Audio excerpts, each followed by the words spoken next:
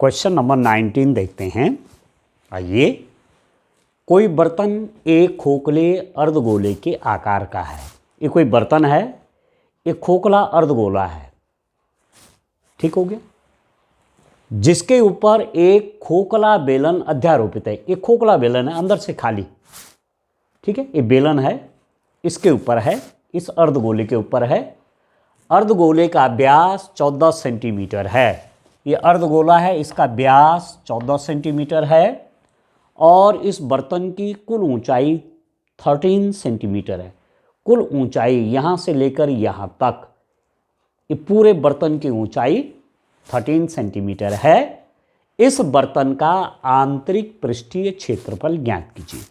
अंदर का क्षेत्रफल चाहिए, अंदर का क्षेत्रफल, ये सब अंदर का क्षेत्रफल चाहिए, ठीक हो गया। A vessel is in the form of a hollow hemisphere यह hollow hemisphere है, ठीक हो गया। माउंटेड बाय ए hollow cylinder, इसके ऊपर एक hollow cylinder है, ठीक हो गया। The diameter of the hemisphere is 14 centimetre. ये जो हेमीस्फीयर है इसका डायमीटर दिया हुआ है 14 सेंटीमीटर है। And the total height of the vessel is 13 centimetre. इसकी टोटल हाइट है 13 centimetre. Find the inner surface area of the vessel. इसका इनर सरफेस एरिया चाहिए इस वेसल का। तो देखिए, इस वेसल का, इस बर्तन का आंतरिक पृष्ठीय क्षेत्रफल, अंदर का, ठीक है। खोखला बेलन है, हॉलो सिलेंडर है, उसके अंदर का क्षेत्रफल, उसके अंदर का एरिया, और ये जो हेमीस्फीयर है इसके अंदर का क्षेत्रफल, इनर सरफेस एरिया। तो देखो, हम जानते हैं, ध्यान दीजिए, इनर सरफेस एरिया इस वेसल का निकालने के लिए, इस बर्तन का आंतरिक पृष्ठीय क्षेत्रफल निकालने के लिए इसके दो हिस्से हो गए। एक तो इस हेमिस्फीयर का इनर सरफेस एरिया, इस अर्धगोले का आंतरिक पृष्ठीय क्षेत्रफल, प्लस इस बेलन का आंतरिक पृष्ठीय क्षेत्रफल, ठीक है। ये जो हॉलो सिलेंडर है इसका इनर सरफेस एरिया प्लस इसका इनवर सरफेस एरिया, दोनों को प्लस कर देंगे तो पूरे वेसल का आ जाएगा, ठीक है। तो बर्तन का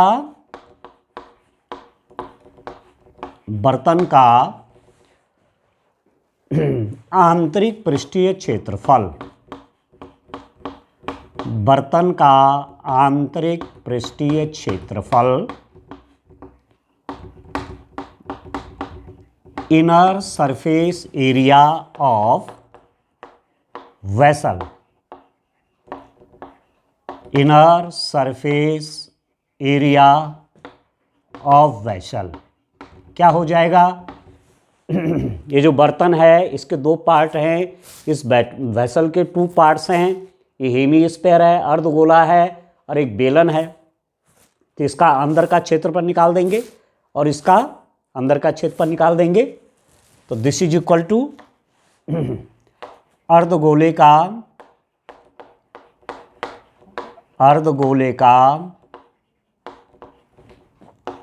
आंतरिक पृष्ठीय क्षेत्रफल, आंतरिक पृष्ठीय क्षेत्रफल प्लस बेलन का आंतरिक पृष्ठीय क्षेत्रफल।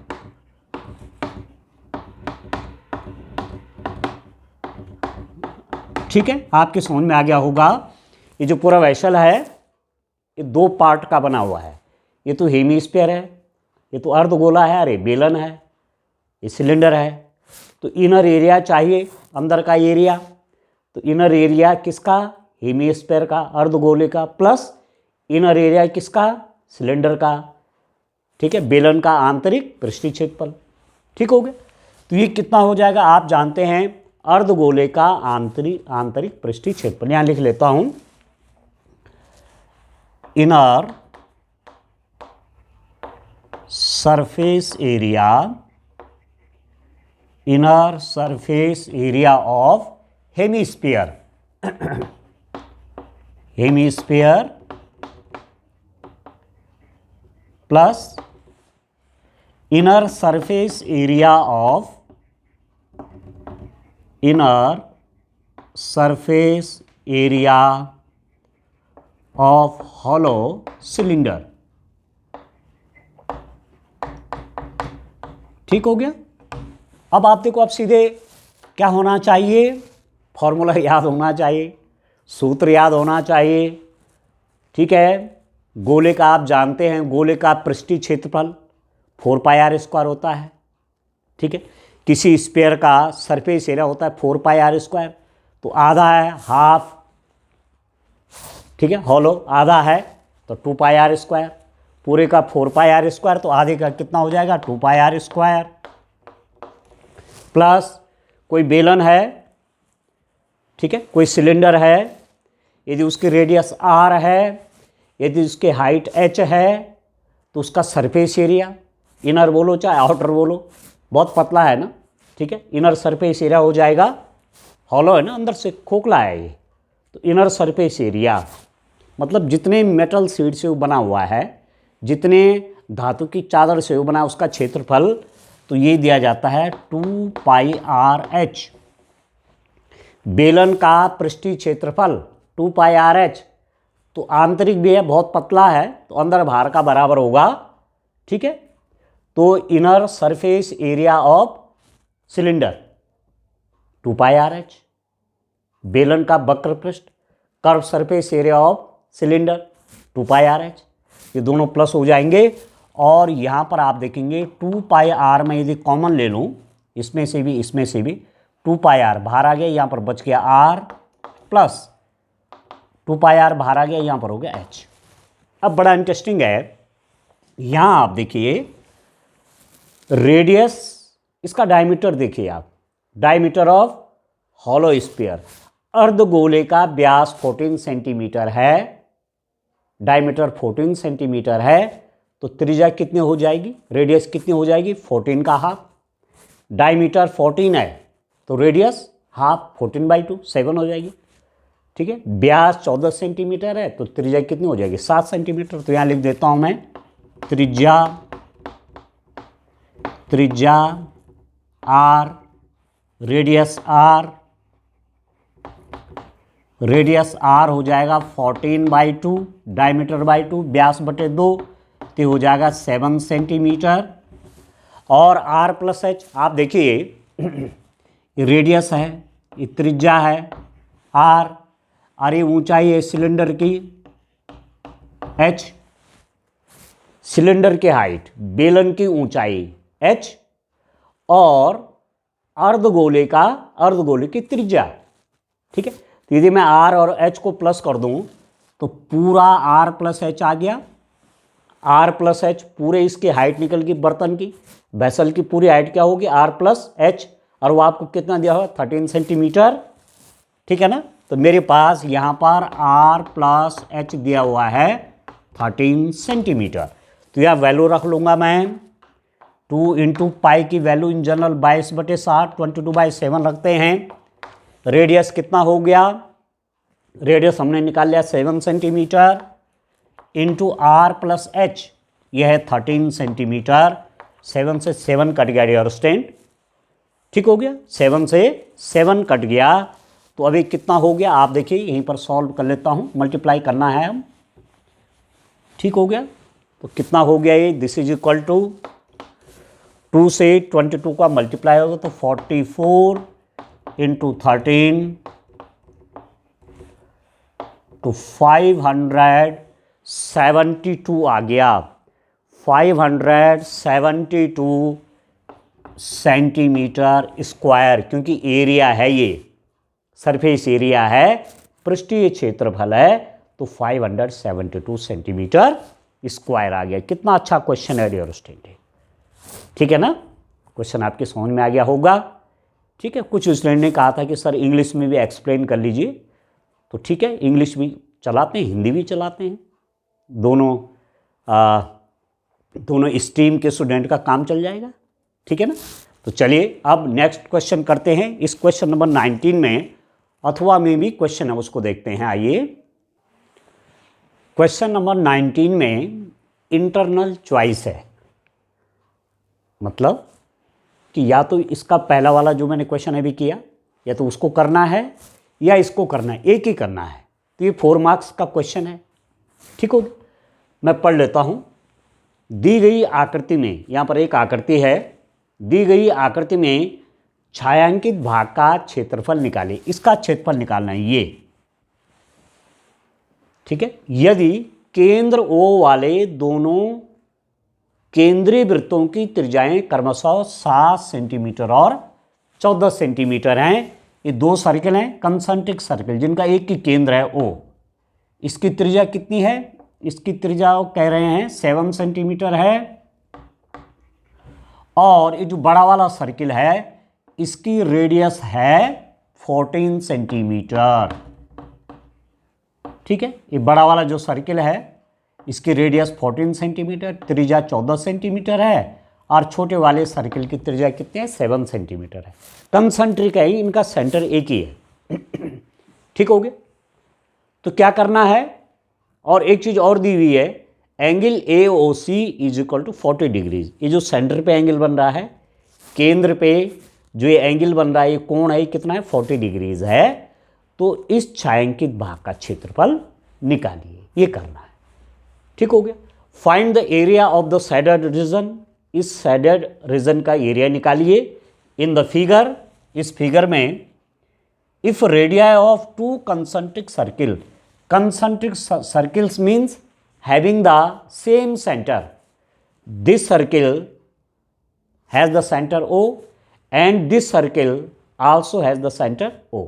दोनों का सेंटर एक ही है, तो ये कंसंट्रिक सर्किल हो गए। ठीक हो गया। विद रेडियाई, इसकी रेडियस, जो ये स्मॉलर सर्किल है इसकी रेडियस 7 सेंटीमीटर है, और जो ये आउटर सर्किल है इसकी रेडियस कितनी है? 14 सेंटीमीटर है। और एंगल AOC, एंगल AOC ये वाला एंगल दिया हुआ है हमें 40 डिग्रीज है। तो हमको ये शेडेड रीजन का एरिया निकालना है। ठीक है, तो आप इस बात को जानते हैं, ठीक है, कि त्रिज्यखंड है। ठीक है, त्रिज्यखंड है,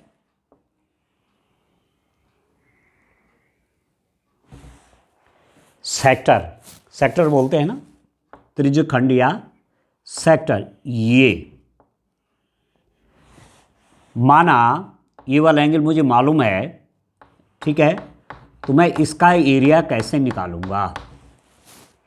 ठीक है, इस सेक्टर हो गए ना, sector, area of the sector. आप जानते हैं ये सर्किल है, इसका इतना हिस्सा काट दिया गया है, या इतने हिस्से का एरिया निकालना है, इतने हिस्से का क्षेत्रफल निकालना है। ठीक है, तो ये ठीक है ना, त्रिज्यखंड बोलते हैं इसको, हिंदी में तो त्रिज्यखंड बोलते हैं। ठीक है, तो इसका एरिया कैसे निकलेगा? आप जानते हैं कि यदि एंगल थीटा है, यदि एंगल थीटा है और यदि रेडियस r है, ठीक है, ठीक है, ये एंगल सेंटर वाला एंगल थीटा है, रेडियस r है, तो इसका एरिया कैसे दिया जाता है? Theta over 360 degrees into pi r square. इस रूप में इस त्रिज्यखंड का एरिया निकलेगा, इस सेक्टर का एरिया निकलेगा। ठीक है, हम जानते हैं आर त्रिज्या के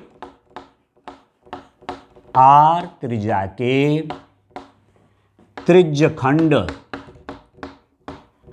आर त्रिज्या के त्रिज्यखंड का क्षेत्रफल यदि वह केंद्र पर थीटा कोण बनाता है। ठीक है, बराबर क्या होता है, theta over 360 degrees into pi r square. इस फॉर्मूले का यूज करते हैं।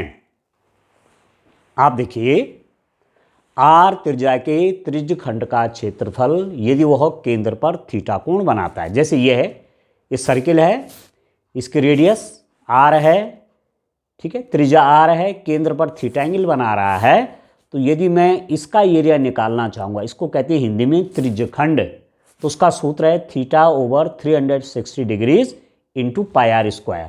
Theta over 360 degrees into pi r square. तो area of the sector, English में इसको बोलते हैं सेक्टर, ठीक है। यदि सेंटर पर एंगल थीटा है, रेडियस आर है, ठीक है, रेडियस आर है, तो ये एरिया, ये कहलाता सेक्टर, इसका एरिया होता है theta by 360 degrees into pi r square, ठीक है। अब यहां पर दो सेक्टर हो गए, इसका एरिया निकालने के लिए मुझे क्या करना पड़ेगा, इसका क्षेत्रफल निकालने के लिए मुझे क्या करना पड़ेगा कि पूरा एरिया निकाल दूंगा, पूरा क्षेत्रफल निकालूंगा, और फिर इसका क्षेत्रफल निकालूंगा, इसका एरिया निकालूंगा, इस पूरे क्षेत्रफल में से, इस पूरे एरिया में से इस क्षेत्रफल को घटा दूंगा, इस एरिया को माइनस कर दूंगा, पूरा एरिया माइनस ए वाला एरिया, तो ये वाला एरिया निकल जाएगा।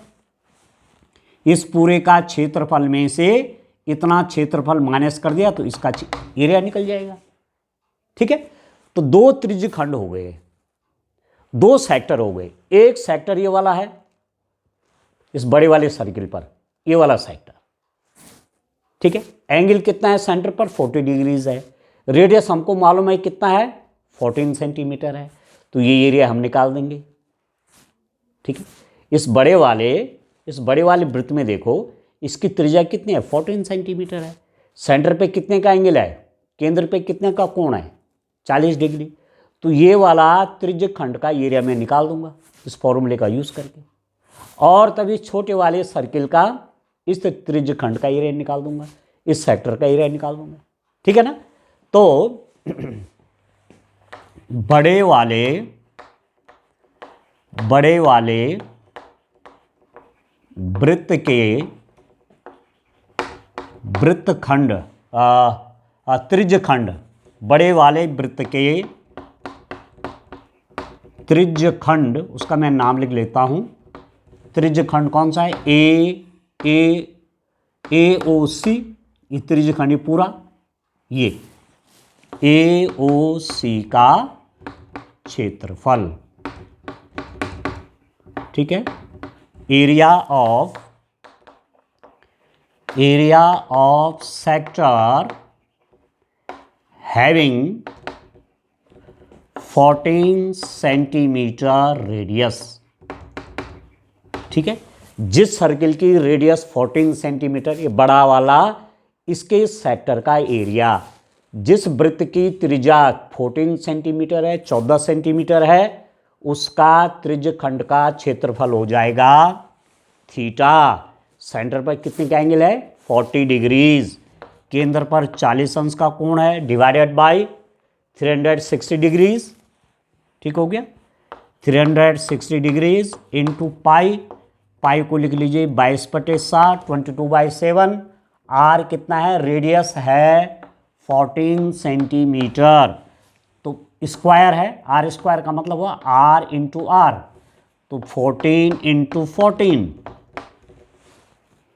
ठीक हो गया, ठीक है ना।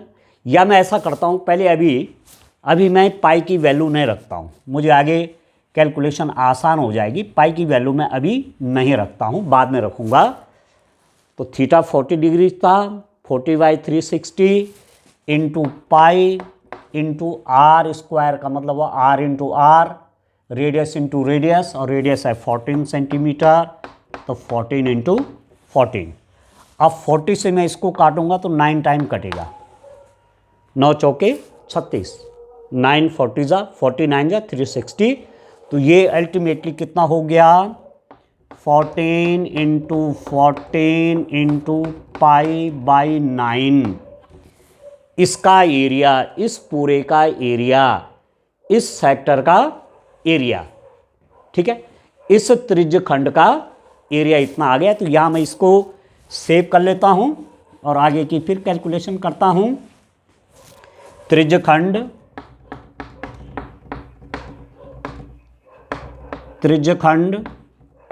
AOC का क्षेत्रफल, त्रिज्यखंड AOC का क्षेत्रफल, एरिया ऑफ सेक्टर AOC कितना हो गया, ये मेरे पास आ रखा है 14 into 14 into pi divided by 9। ठीक हो गया। अब चलिए दूसरा वाला करते हैं। अब छोटे वाले सर्किल के लिए कर देता हूं मैं, ठीक है, छोटे वाले सर्किल के लिए कर देता हूं। आप देखिए,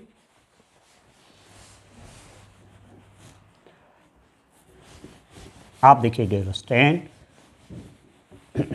अब मुझे किसका एरिया चाहिए, अब मुझे ये वाला एरिया चाहिए, ये पूरा ये एरिया चाहिए। ये भी क्या है, त्रिज्यखंड है, ये भी सेक्टर है किसका, इस छोटे वाले का। छोटे वाला जो सर्किल है, इस वाला और सर्किल है, उसका सेक्टर है ये।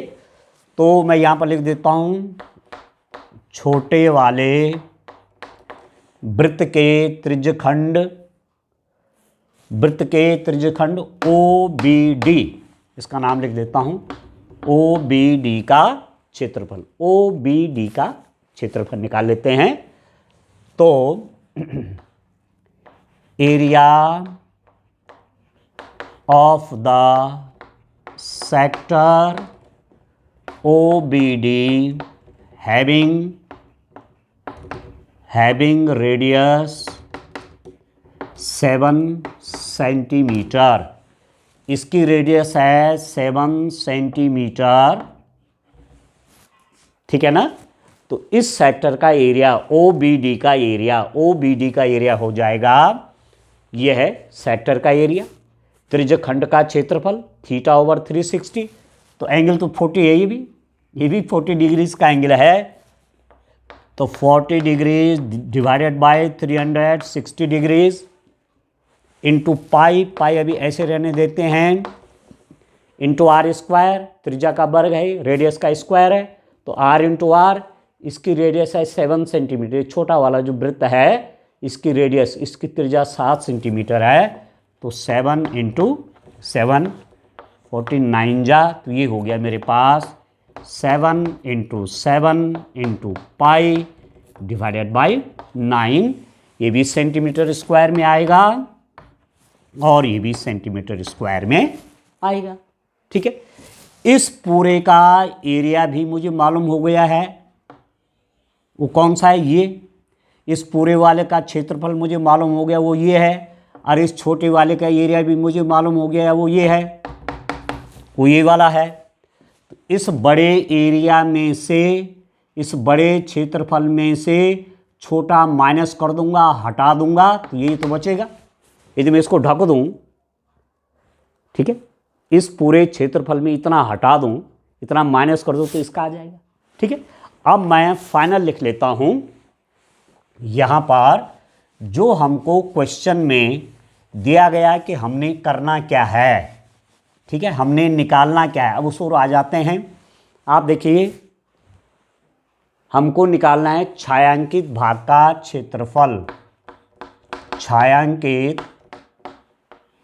भाग का क्षेत्रफल, area of shaded region, area of shaded region. इस छायांकित भाग का छायांकित भाग कौन सा है हमारे पास, ABDC,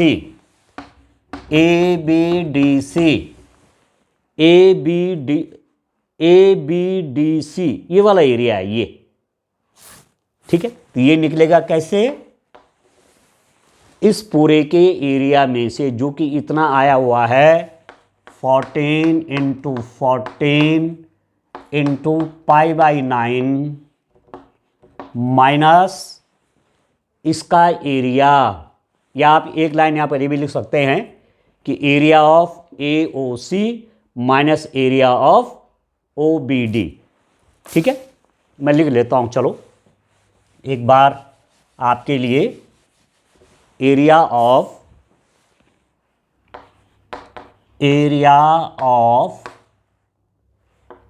AOC minus area of OBD। OAC का क्षेत्रफल माइनस OBD का क्षेत्रफल, यहां पर लिख दीजिए आप। क्षेत्रफल किसका? क्षेत्रफल किसका? AOC का। क्षेत्रफल किसका? OBD का। माइनस कर देंगे। अब मैं यहां पर दोनों एंट्रीज लिख लेता हूं और सॉल्व कर लेते हैं, बस हमारा काम हो जाएगा। AOC का एरिया कितना है? ये है 14 into 14 into pi by 9 minus OBD का एरिया, ये निकला है मेरे पास 7 है actually, 7 into 7 into pi by 9, 7 into 7 into pi by 9। ठीक है, अब मैं इसको सॉल्व कर लेता हूँ और रिजल्ट पर पहुँच जाते हैं। जो हमको चाहिए था, जो हमसे पूछा गया था, वो वैल्यू निकाल लेते हैं। दिस इज इक्वल टू, अब आप देखो, एक तो पाई कॉमन है इंटू 7 कॉमन आ जाएगा, 9 भी कॉमन आ जाएगा, तो यहाँ पर क्या बचेगा आप देखिए, पाई बाहर आ गया।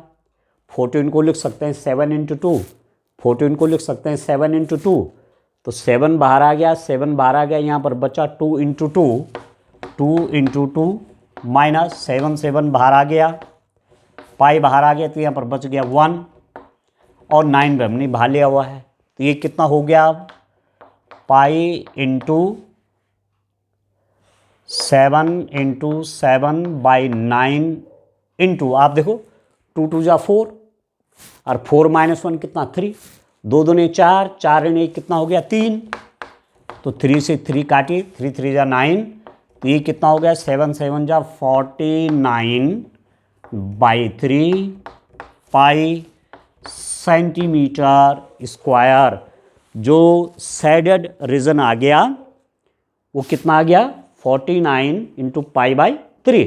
अब मैं पाई की वैल्यू अब रख लेता हूँ, 49 by 3 into pi means 22 by 7, 49 by 3 into pi की वैल्यू रख लेता हूँ 22 बाई 7, 7 7 जा 29 और 7 को इससे मल्टीप्लाई करो, 7 दूनी 14, 4, 7 दूनी 14 रे 15, 154 by 3 centimetre square, 154/3 centimetre square. इसका जो एरिया आया वो कितना हो गया 154/3 सेंटीमीटर स्क्वायर। तो ये जो क्वेश्चन था इस सेक्टर का एरिया से रिलेटेड है, त्रिज्य खंड के क्षेत्रफल से संबंधित है।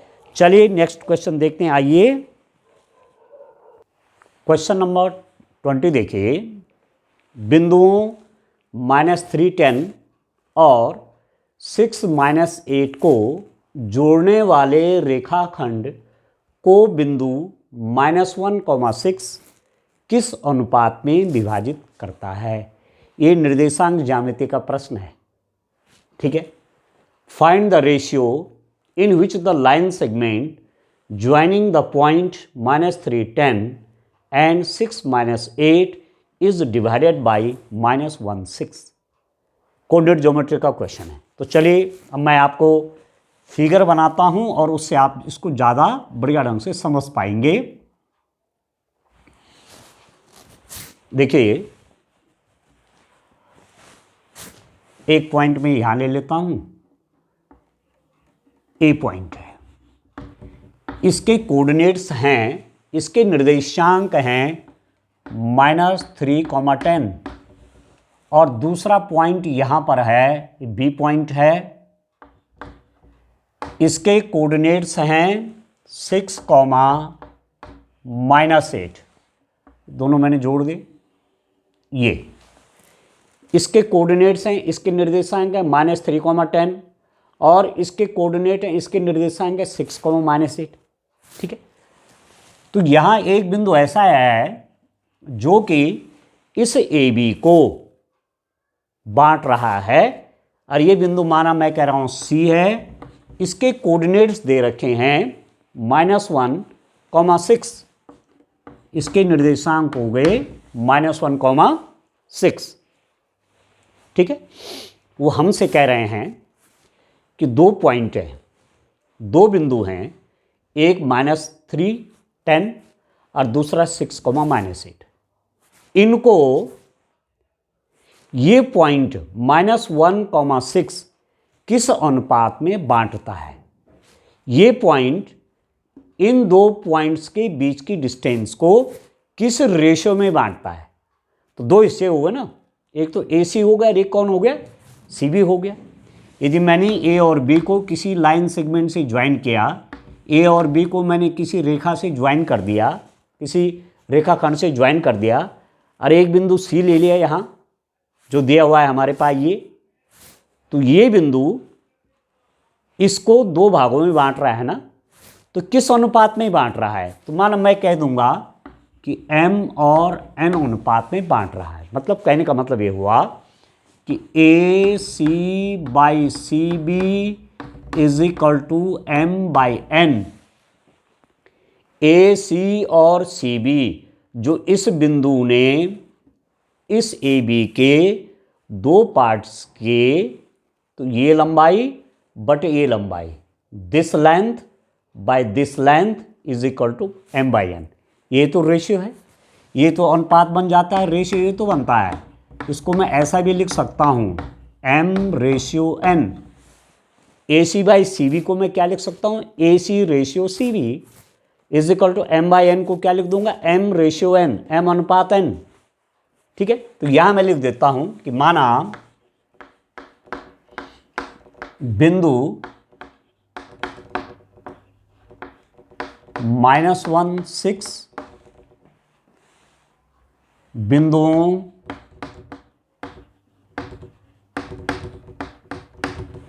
-3, 10 व 6, -8 को जोड़ने वाले रेखाखंड को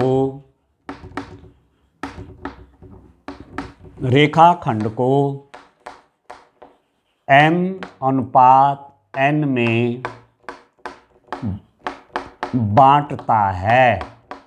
ये भाषा लिख दी मैंने। क्या लिखा मैंने कि ये वाला बिंदु जो है ये इस बिंदु और इस बिंदु को जोड़ने वाले रेखाखंड को m और n अनुपात में बांटता है। जैसे माना कोई रेखा है 5 सेंटीमीटर, ये 5 सेंटीमीटर यहाँ से यहाँ तक, और ये माना ये 2 और ये क्या है 3 है, तो क्या अनुपात हो गया, इस बिंदु ने इस रेखाखंड को 2 हिस्सों में बांटा। किस अनुपात में बांट दिया, 2:3 में। ठीक है, किस अनुपात में बांट दिया, 2:3 में। तो वैसे ही इसमें और इसमें क्या अनुपात है, m/n। तो 2 पॉइंट्स दिए हुए हैं, -3, 10, एक पॉइंट है 6, -8। इनको ज्वाइन करने वाला लाइन सेगमेंट है, जैसे मैंने कहा यहां पर लाइन सेगमेंट ए बी है। तो यहां एक बिंदु ऐसा है -1, 6 एक ऐसा पॉइंट है जो इस लाइन सेगमेंट को बांट रहा है। ठीक है, तो ये रेशियो चाहिए, ये चाहिए m/n, ये डिस्टेंस और इस डिस्टेंस का रेशियो। इस पॉइंट ने इनके 2 हिस्से कर दिए ना, तो उसका अनुपात चाहिए, ये दूरी और इस दूरी का अनुपात चाहिए, ratio of this distance and this distance. तो माना मैंने कहा कि वो रेशियो है m/n। ठीक है, यह मैंने लिख दिया है, तो इंग्लिश में भी लिख देता हूं, let the point the point -16 divides the line segment joining the points -3, 10 and 6, -8 in m/n। ये मैंने लिख दिया, लैंग्वेज लिख दी। ठीक हो गया। अब बड़ा इंटरेस्टिंग बात आती है। मैं कहता हूं, देखिए आप जानते हैं डियर स्टूडेंट, इस बात को आप जानते हैं, ये आपने फॉर्मूला पढ़ा है।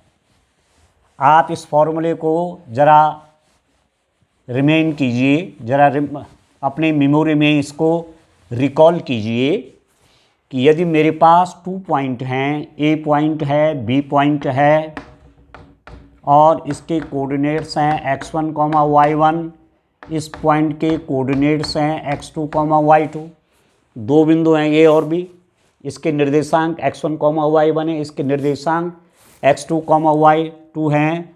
मैंने इनको जोड़ दिया। एक बिंदु माना P हमारे पास ऐसा है जो इस AB को बांट देता है किस अनुपात में, M और N अनुपात में। ठीक है ना। A और B दो पॉइंट्स हैं जिनके coordinates x1, y1, x2, y2 हैं। एक पॉइंट B यहाँ ऐसा है जो इस AB को M और N रेशियो में बांटता है। तो P के निर्देशांक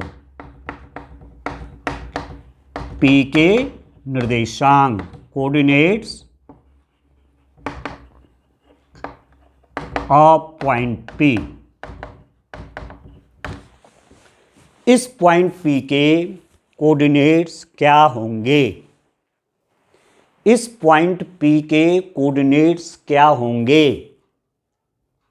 इस पॉइंट P ने AB को M और N अनुपात में बांटा है। इस पॉइंट P ने AB को M/N में डिवाइड किया है। तो P के निर्देशांक क्या होंगे? P के कोऑर्डिनेट्स क्या होंगे? तो ये होते हैं mx2, आप देखिए mx2 plus nx1 divided by m plus n और my2 plus ny1 divided by m plus n। ऐसा आपने फॉर्मूला पढ़ा होगा।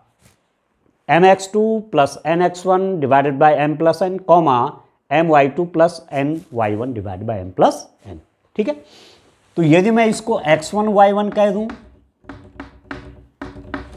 और इसको कह दूं मैं x2 y2, ठीक है, तो बिंदु C के निर्देशांक क्या हो जाएंगे? अब आप देखो, बिंदु C के निर्देशांक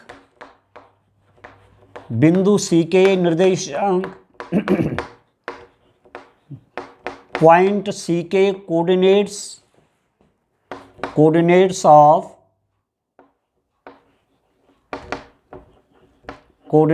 ऑफ पॉइंट C क्या हो जाएंगे?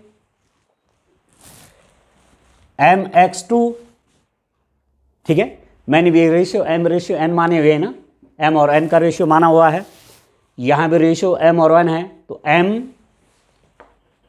इंटू x2, तो x2 मेरा क्या है? 6 है। ये मैंने x1 y1 माना हुआ है, ये x1 है, ये y1 है, ये x2, ये y2 है। ठीक है। तो x2 means 6 plus n x1 means -3 divided by m plus n। ये तो फॉर्मूला है m प्लस n। और दूसरा कोऑर्डिनेट क्या हो जाएगा? m इंटू y2 क्या है? -8 है, -8 प्लस n इंटू y1 है 10 divided by m plus n। ठीक हो गया। इस पॉइंट के कोऑर्डिनेट्स फॉर्मूले से ये आए, इस बिंदु के निर्देशांक फॉर्मूला यूज करके ये आए, जबकि इस पॉइंट के कोऑर्डिनेट्स हमको दे रखे हैं, ये -1 है, ये वाला क्या है, ये -1 है, और ये जो है ये 6 है। ये -1 क्या है, ये वाला, और 6 क्या है, ये वाला। तो मैं इसकी जगह क्या रख देता हूं, -1, और क्वेश्चन को आगे सॉल्व कर लेता हूं। अब आप देखिए, यहां मैं रखता हूं इसको। देखिए, इस पॉइंट का पहला कोऑर्डिनेट x कोऑर्डिनेट मेरे हिसाब से ये आया m × 6 plus n × -3 divided by m plus n, m × 6 plus n × -3 divide by m plus n। ये तो हमारे फॉर्मूले के हिसाब से आया, जबकि यही वैल्यू -1 के बराबर है, तो मैंने इसको -1 लिख दिया। ये तो फॉर्मूले के हिसाब से आया, और यहां दिया हुआ है -1 है, तो इसके और इसकी मल्टीप्लाई हो जाएगी। ये गुणा में वहां चला जाएगा, मल्टीप्लाई में वहां चला जाएगा, तो ये क्या हो जाएगा, 6m प्लस और माइनस की multiply -3n is equal to इसकी मल्टीप्लाई यहाँ m प्लस n इंटू -1, तो 6m minus 3n is equal to इसके और इसकी मल्टीप्लाई होगी। ये माइनस है, ये प्लस है, तो -m, ये प्लस है, ये माइनस है, 1 से मल्टीप्लाई तो -m। ठीक हो गया। अब चलिए और आगे आप देखिए, इसको मैं सॉल्व कर लेता हूँ। दूसरे कोऑर्डिनेट की ज़रूरत ही नहीं पड़ेगी, दूसरा ये 6 रखने की आवश्यकता ही नहीं पड़ेगी। यहीं से हम m और n का अनुपात निकाल देंगे, m और n का रेशियो निकाल लेंगे।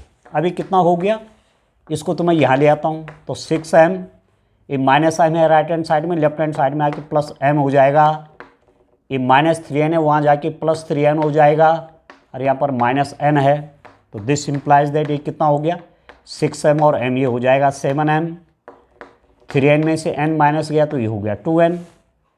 ठीक है, अब मैं क्या कर रहा हूँ, इस 7 को इसके नीचे ले आता हूँ, तो m बराबर m की वैल्यू निकालूंगा तो 7 यहाँ चला गया।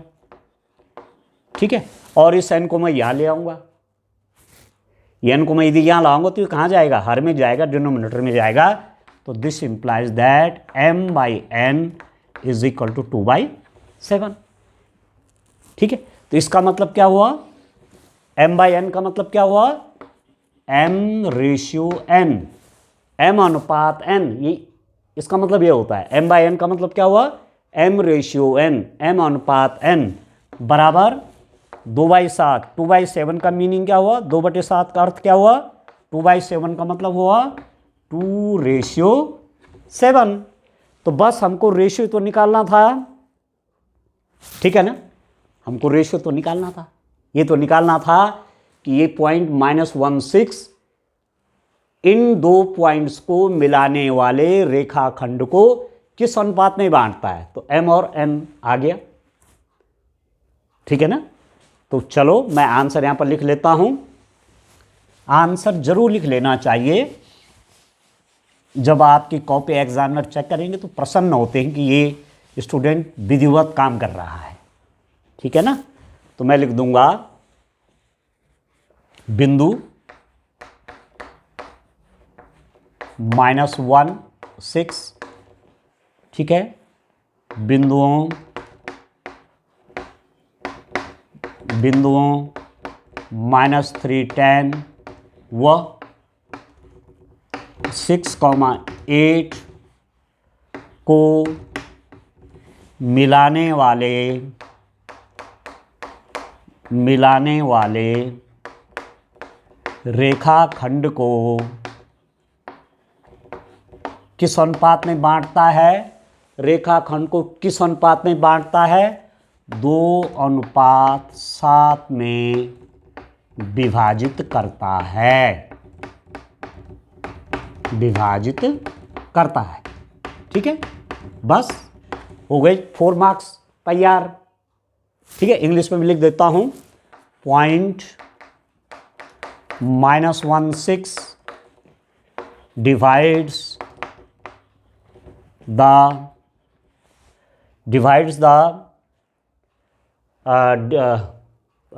point minus 16 divides the line segment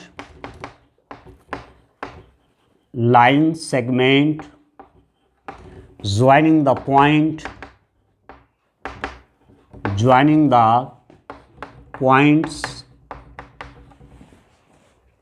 -3, 10 and 6, -8 in 2:7.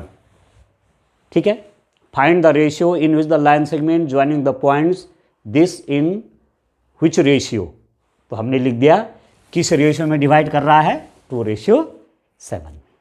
ठीक है, चलिए नेक्स्ट क्वेश्चन देखते हैं। आइए, क्वेश्चन नंबर 21 है, समीकरणों को हल करो, सॉल्व द इक्वेशंस। 4 मार्क्स का क्वेश्चन है ये भी। ठीक है, समीकरणों को हल करो, सॉल्व द इक्वेशंस। इन्होंने ये नहीं कहा कि इस मेथड से करो, इस विधि से करो, ऐसा नहीं कहा है। तो जब ऐसा नहीं दिया हुआ है तो जो मेथड आपको आसान लगे उससे करिए। ठीक है, चाहे विलोपन विधि से करो, चाहे प्रतिस्थापन विधि से करो, चाहे क्रैमर्स रूल लगा के करो। ठीक है, ठीक है, और एक ग्राफिकल मेथड भी एक तरीका होता है। तो जो तरीका सरल लग रहा है उससे आप करिए। ठीक है ना, कह नहीं रखा है कि इस मेथड से करिए, तो एलिमिनेशन से करो, चाहे सब्स्टिट्यूशन मेथड से करो, चाहे क्रैमर रूल से करो। तो मैं इसको करता हूं विलोपन विधि से, एलिमिनेशन मेथड से, क्योंकि ये 0.2 है, इसमें मैं 2 से मल्टीप्लाई करूंगा तो 0.4 हो जाएगा। अब मैं आसानी से इसको कर लूँगा। तो यहाँ देखिए मेरे पास 2 इक्वेशन है, 0.2x plus 0.3y is equal to 1.3। इसको मैं लिख लेता हूँ डियर स्टूडेंट इक्वेशन नंबर 1। और दूसरा इक्वेशन है 0.4x plus 0.5y is equal to 2.3। ये है आपका इक्वेशन नंबर 2। इस इक्वेशन में मैं 2 से मल्टीप्लाई करता हूं। समीकरण एक में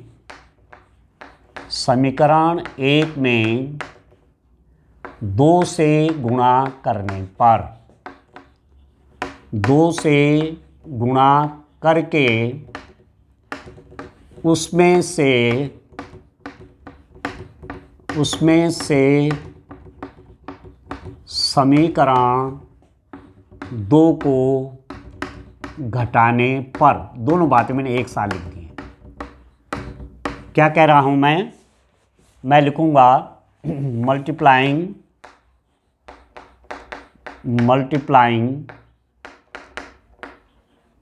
equation 1 by 2 and then subtracting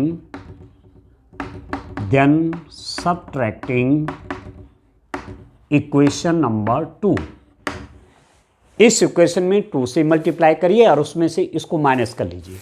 तो इसको 2 से मल्टीप्लाई करूंगा, 2 से गुणा करूंगा तो इसमें भी करूंगा, तो 2 से गुणा होगा तो कितना होगा 0.4x, 0.2 में 2 का मल्टीप्लाई तो 0.4x प्लस 0.3 में 2 से मल्टीप्लाई होगा, 0.3 में 2 से गुणा हो जाएगा तो 0.6y इज इक्वल टू, इसमें 2 से मल्टीप्लाई करेंगे, 2 से गुणा करें तो 13 दूनी 26, 2.6। इसको मैं इक्वेशन नंबर लिख देता हूँ 3। और इस इक्वेशन को मैं इसके नीचे लिख लेता हूँ 0.4x plus 0.5y is equal to 2.3, equation number 2। ठीक है ना, इसमें तो मैंने चेंज नहीं किया, ये तो दी हुई थी, ये एज इट इज़ है। पर इस वाली इक्वेशन में मैंने 2 से मल्टीप्लाई करके ये कर दिया। क्यों किया है मैंने कि x का कोफिशिएंट 0.4 हो गया, x का कोफिशिएंट 0.4 हो गया। अब मैं यहाँ पर क्या लिख रहा हूँ, घटाने पर, इसमें से इसको घटाना है, घटाने पर सब्ट्रैक्टिंग।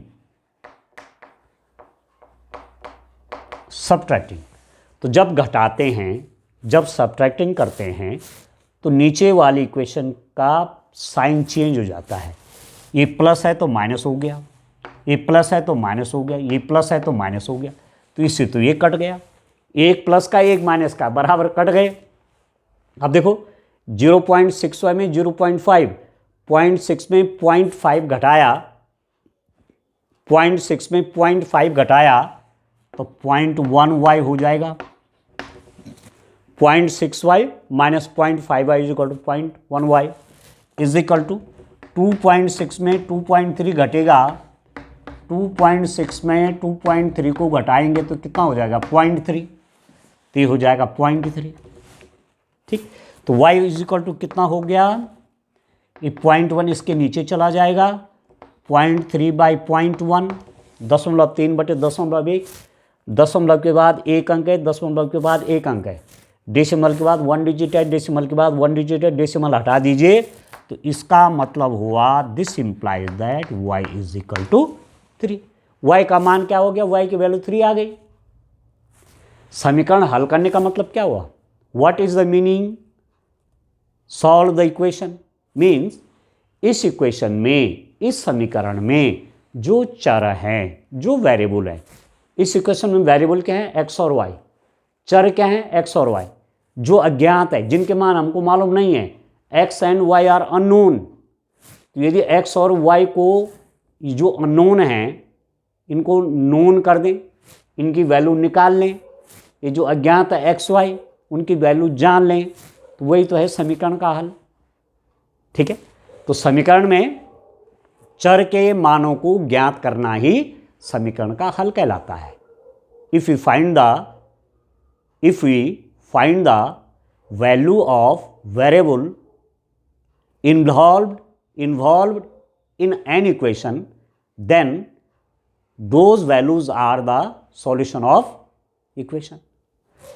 किसी इक्वेशन में जो वेरिएबल हैं इनकी वैल्यूज निकालना, इनकी वैल्यूज जानना ही सॉल्यूशन ऑफ इक्वेशन है, समीकरण का हल है। इन चरों का मान निकालना ही समीकरण का हल है।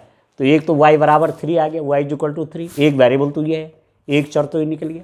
अभी दूसरा वाला के निकालना है इसका, तो इसकी वैल्यू यहाँ रख देते हैं। मैं लिख देता हूँ समीकरण 1 में y इज इक्वल टू 3 रखने पर, पुटिंग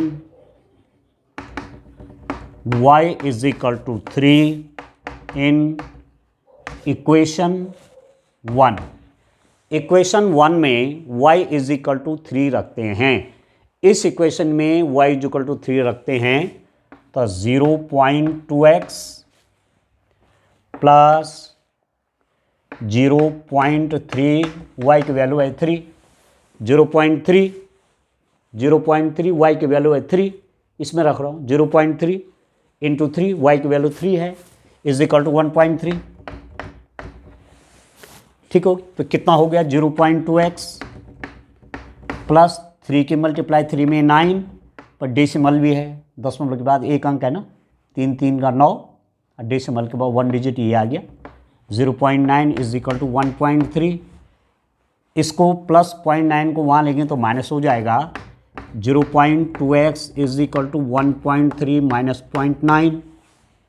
ठीक है, ये प्लस वहाँ जाके माइनस हो जाएगा, और 1.3 में माइनस 0.9 करेंगे तो कितना हो जाएगा, ये क्या लिखेंगे, 13 में से 9 गया 4, डेसिमल 0.4 हो गया, तो 0.2x इज इक्वल टू 0.4, ये 0.4 हो गया था। ठीक है, तो x की वैल्यू अब कितनी हो जाएगी, देखिए यार, x की वैल्यू अब कितनी हो जाएगी, आप देखिए 0.2x इज इक्वल टू 0.4। यदि हम x की वैल्यू निकालना चाहेंगे तो 0.4 कहाँ जाएगा, डिनोमिनेटर में चला जाएगा, हर में चला जाएगा, दशमलव के बाद एक अंक है, दशमलव के बाद एक अंक है, डेसिमल के बाद 1 डिजिट, डेसिमल के बाद 1 डिजिट हटा दीजिए, डेसिमल हटा दीजिए, तो x इज इक्वल टू 4/2, 2 से इसको काटिए, 2 आ गया, तो मेरे पास आ गया x is equal to 2, x is equal to 2 हो गया, और y इज इक्वल टू 3 हो गया। x is equal to 2 and y is equal to 3 समीकरण का हल है। x बराबर 2 y बराबर 3 समीकरण का हल है। x is equal to 2 and y is equal to 3 is the solution of equation. क्योंकि x y के मान हमको जानकारी नहीं थी, वो हमने निकाल दी। इन वेरिएबल्स की वैल्यू मालूम नहीं थी, वो निकाल दी। ये सॉल्यूशन ऑफ इक्वेशन, ठीक है। अब आप देखो, जब आपके पास इक्वेशन सॉल्व करने के लिए दिया रहेगा तो आप एग्जाम में ही जान जाएंगे कि मेरा क्वेश्चन सही है कि नहीं है, मैंने जो किया है वो सही है कि नहीं है। तो रफ में आपने क्या करना है, जब आप वैल्यू निकाल देंगे, चर की वेरिएबल की वैल्यू निकल जाएगी, तो इक्वेशन में वैल्यू रखिए। रफ में करना है ये। तो आप देखो 0.2 इंटू एक्स मतलब 2 प्लस 0.3 इंटू वाई मतलब 3। अब आप देखो 2 2 जा 4, ये हो गया 0.4, 3 3 जा 9, 0.9, सॉरी प्लस है बीच में, प्लस 0.9, ठीक है। और 0.4 में 0.9 प्लस करेंगे तो 1.3 आ गया, 1.3। लेफ्ट हैंड साइड की वैल्यू राइट हैंड साइड के बराबर आ गई। यहाँ मैंने x और y का मान रखा, उन दोनों को जोड़ा तो राइट हैंड साइड आ गया।